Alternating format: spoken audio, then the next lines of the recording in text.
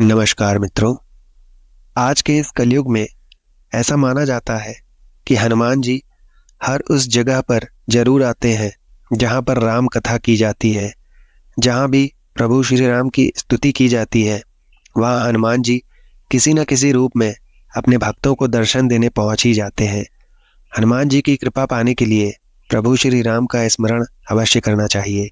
मित्रों, इस वीडियो के माध्यम से हम आपको बताएंगे कि हमें किस प्रकार हनुमान जी की भक्ति करनी चाहिए, उनका चालीसा का पाठ किस प्रकार करना चाहिए और क्यों हनुमान जी और कलयुग की लड़ाई होती आ रही है। हनुमान जी किस प्रकार कलयुग के दुष्प्रभावों को कम करते आ रहे हैं और यदि मनुष्य चाहे तो किस प्रकार उनका इस प्रयास में समर्थन कर सकता है। तो इस बात को जानने के लिए आपको यह वीडियो अंत तक अवश्य देखनी चाहिए और यदि आप इस चैनल पर नए हो तो इसे सब्सक्राइब करना ना भूलें। सभी राम भक्त इस वीडियो को कमेंट में जय श्री राम अवश्य लिखें। कलयुग में लाखों करोड़ों सालों से मनुष्य अपना जीवन व्यतीत कर रहा है, मगर ये भी सत्य है कि हनुमान जी इस कलयुग में उपस्थित हैं और प्रभु श्री राम की भक्ति का प्रचार प्रसार आज भी वो कर रहे हैं। हनुमान जी का ये कार्य कलयुग को बिल्कुल पसंद नहीं है, इसीलिए लाखों करोड़ों सालों से हनुमान जी और कलयुग की लड़ाई हो रही है। परंतु मित्रों, इस लड़ाई के पीछे की असली वजह क्या है? मित्रों, हम आपको बता दें, आज से लगभग 5000 साल पहले द्वापर युग के बाद जब कलयुग की शुरुआत हुई थी, तब त्रिदेवों ने सभी देवताओं सहित पृथ्वी से दूरी बना ली थी, क्योंकि यह युग देवताओं के आगमन से बिल्कुल परे है। सृष्टि के नियम के अनुसार इस युग में चमत्कार की कोई भी गुंजाइश नहीं थी, बल्कि सृष्टि के सारे नियम के अनुसार कोई भी देवता कलयुग के कार्य में कोई हस्तक्षेप नहीं कर सकते। जब तक कलयुग अर्थात कली पुरुष का शासन इस धरती पर है, तब तक कली पुरुष को यह बिल्कुल भी पसंद नहीं कि कोई भी देवी देवता उसके कार्य में बाधा बने, कि कली पुरुष असुर होने के साथ साथ एक युग भी है, तो इसीलिए सभी देवता व्यस्त हैं। किंतु कलयुग के आरंभ से पहले ही देवों के देव शिव जी को यह आभास हो चुका था कि कलयुग जितना पुराना होता जाएगा उसकी शक्ति उतनी ही प्रबल होती चली जाएगी और वह समय से पहले ही अपनी विनाश लीला आरंभ कर देगा। इसीलिए महादेव ने कलयुग का संतुलन बनाए रखने के लिए पृथ्वी से हनुमान जी के अवतार को जाने नहीं दिया। हनुमान जी को पृथ्वी पर ही रहने की आज्ञा दी गई, जो प्रभु श्री राम ने उन्हें दी, और अपनी भक्ति का प्रचार प्रसार करने की आज्ञा उन्हें दी। इसके कारण कलयुग के साथ साथ राम युग का भी आरंभ हो जाए और कली पुरुष सदैव नियंत्रण में रहे। इसके बाद हनुमान जी धरती में अलग अलग वेशभूषा में, अलग अलग रूपों में प्रभु श्री राम का प्रचार प्रसार करना आरंभ कर देते हैं और प्रभु श्री राम के मंदिर बनवाने की नींव रखते हैं। मित्रों, ये वही समय था जब हनुमान जी के साथ मस्त संसार प्रभु श्री राम के गुणगान किया करता था। श्री राम की साथ साथ हनुमान जी की भी पूजा आरंभ हो गई थी। इसके बाद हर जगह श्री राम मंदिर के साथ साथ हनुमान जी के भी मंदिर बनना आरंभ हो गए। पर हनुमान जी अपना स्वयं का मंदिर देखकर निराश हो गए, क्योंकि वो चाहते थे कि हर जगह सिर्फ और सिर्फ उनके प्रभु श्री राम के ही मंदिर बने, ना कि उनके स्वयं के, क्योंकि हनुमान जी स्वयं को भगवान श्री राम का सेवक ही मानते थे। मित्रों, हनुमान जी के धर्म के प्रचार प्रसार के कारण राम युग की शुरुआत होने लगी। ये सब कलयुग देखकर बहुत ही क्रोधित हो जाता है, वह गुस्से में पागल हो जाता है, उससे रहा नहीं गया।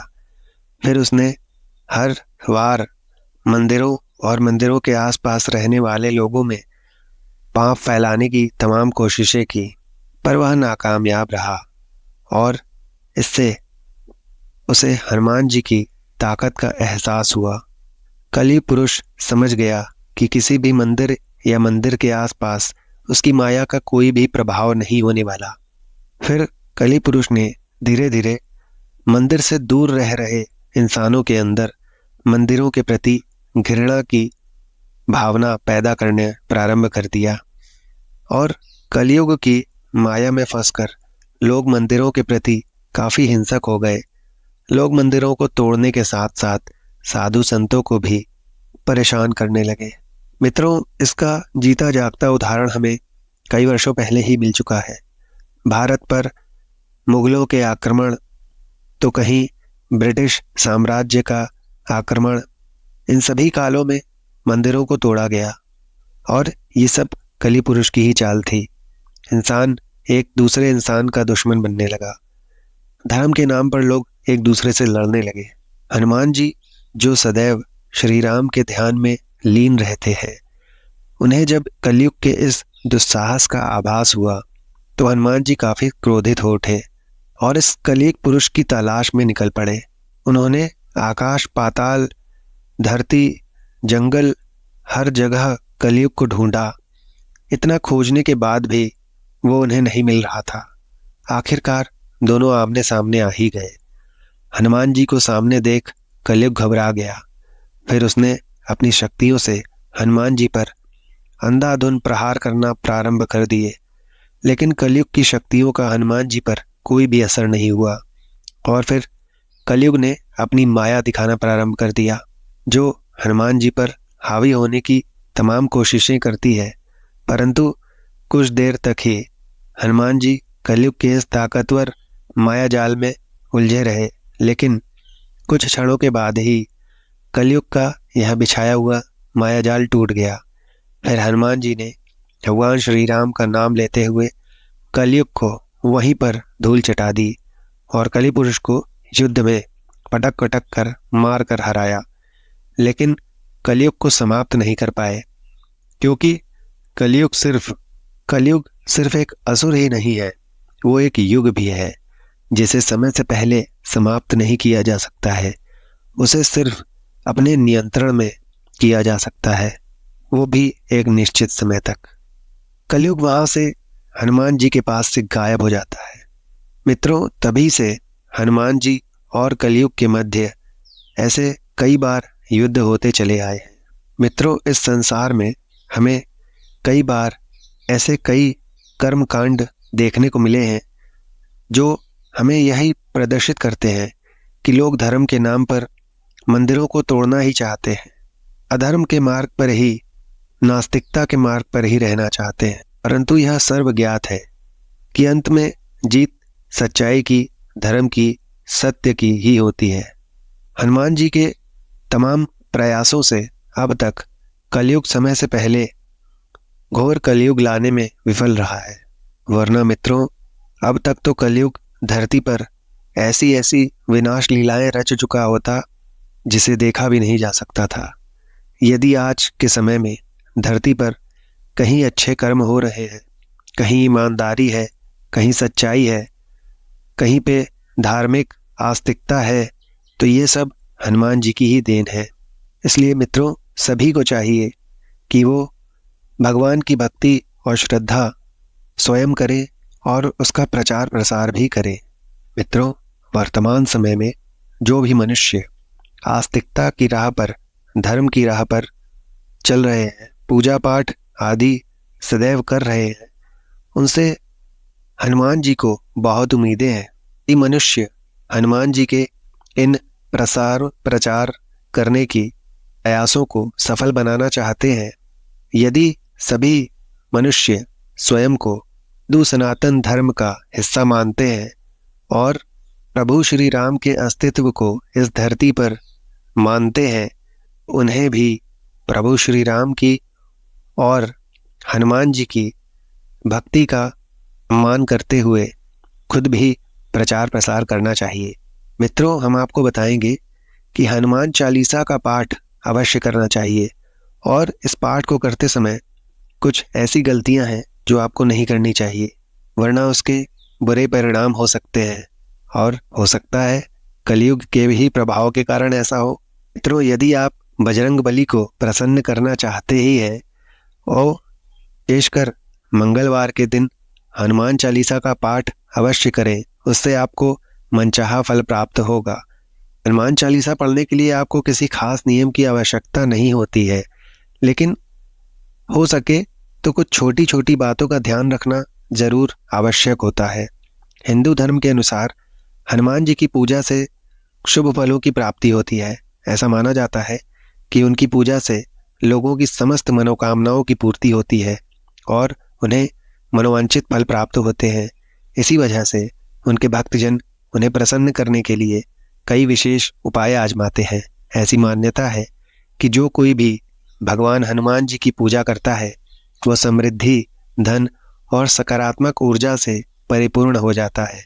ऐसी मान्यता है कि हनुमान चालीसा के नियमित पाठ से हनुमान जी प्रसन्न होते हैं और यदि कोई प्रभु श्री राम का गुणगान कर रहा हो, कहीं भी हनुमान जी का भजन कीर्तन होने से पहले प्रभु श्री राम का गुणगान किया जाए तो हनुमान जी वहाँ प्रसन्न होकर प्रकट हो जाते हैं और अपने भक्तों को समस्त कष्टों से मुक्ति दिलाते हैं। तो हनुमान चालीसा में लगभग 40 चौपाइयाँ शामिल हैं। ऐसी मान्यता है यदि कोई व्यक्ति हनुमान चालीसा का पाठ करते समय सभी नियमों का पालन नहीं करता तो उसे पूजा का पूर्ण फल नहीं मिलता है। तो आइए जानते हैं मित्रों, हनुमान चालीसा का पाठ करते समय किन गलतियों से हमें बचना चाहिए। लेकिन सबसे पहले जय श्री राम अवश्य बोलें। मित्रों, किसी भी चौपाई को प्रारंभ करने से पहले उसके प्रारंभ में जो ही चौपाई है वहीं से प्रारंभ करना चाहिए। किसी भी पाठ को बीच से प्रारंभ नहीं करना चाहिए। ऐसी मान्यता है मित्रों कि कोई भी व्यक्ति हनुमान चालीसा का जाप करता है तो उसे बहुत लाभ होता है, परंतु चालीसा का पाठ बीच की किसी चौपाई से नहीं करना चाहिए। यदि आप हनुमान चालीसा पढ़ने जा रहे हैं तो इसे एक साथ पूरा क्रमबद्ध तरीके से पढ़कर ही उस स्थान से उठना चाहिए। कभी भी बीच की किसी चौपाई से पाठ शुरू न करें।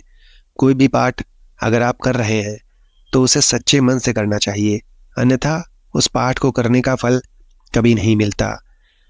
हनुमान चालीसा प्रारंभ करने से पहले आपको साफ सफाई का और पूरा ध्यान रखना चाहिए। हमेशा शुद्ध तन और मन से मंदिर में दीपक प्रज्वलित करें और हनुमान चालीसा का पाठ प्रारंभ करें। हनुमान चालीसा पढ़ने से पहले और उच्चारण से पहले यह सुनिश्चित करें कि आप भूलकर भी तामसिक भोजन या मदिरा का सेवन न करें। ऐसा करने से आप हनुमान जी के क्रोध का पात्र बन सकते हैं। हनुमान जी बाल ब्रह्मचारी हैं और हमेशा मांसाहारी चीज़ों और शराब के सेवन से दूर ही रहना और रखना पसंद करते हैं। अगर आप ऐसा करते हैं तो आपको पूजा का कोई फल प्राप्त नहीं होगा। हनुमान जी का क्रोध आपको झेलना पड़ेगा। तो हनुमान चालीसा का पाठ करने से पहले और करने के बाद भी आप किसी से झगड़ा, लड़ाई या फिर किसी का अपमान, अनादर ये बिल्कुल ना करें। यदि आप ऐसा करें तो हनुमान जी इसका बहुत ही बुरा मानते हैं, क्रोधित हो जाते हैं और आपको आपकी पूजा का कोई लाभ प्राप्त नहीं होगा। आपको चाहिए मित्रों कि गरीबों की सहायता करें, अपने बड़ों का आदर करें। तो हनुमान चालीसा का पाठ करने ये भी नियम है कि आपको किसी अन्य के साथ संबंध नहीं बनाने हैं। अपने जीवन साथी को छोड़कर यदि आप विवाहित हैं तो हनुमान चालीसा का पाठ आपको तभी लाभ देगा जब आप विवाहित होते हुए किसी अन्य पराई स्त्री से संबंध ना बनाएं। कोई स्त्री भी हनुमान चालीसा का नियमित रूप से पाठ करती है तो उस स्त्री को भी अपने पति के अलावा किसी अन्य पुरुष से संबंध नहीं रखना चाहिए। अगर किसी व्यक्ति की शादी नहीं हुई है तो उसे तो पराई स्त्री से दूर ही रहना चाहिए। यदि कोई व्यक्ति हनुमान चालीसा का पाठ करता है तो उसे इस बात का ध्यान अवश्य रखना चाहिए। किसी भी निर्दोष, गरीब और जानवरों को सताना नहीं चाहिए। ऐसा करने से आपको आपकी पूजा का फल नहीं मिलेगा और आपके घर में दुख, दरिद्रता प्रारंभ हो जाएगी और नकारात्मकता आपके घर में निवास करना प्रारंभ कर देगी कि सुख शांति समाप्त हो जाएगी। आपको चाहिए कि कोई अपराध आपसे ना हो, और आप किसी भी प्रकार का झूठ किसी से भी ना बोलें, किसी से कोई छल कपट ना करें, वरना आपको आपकी पूजा का फल नहीं मिलेगा। हनुमान चालीसा पढ़ते समय मित्रों कोई भी जल्दबाजी ना करें।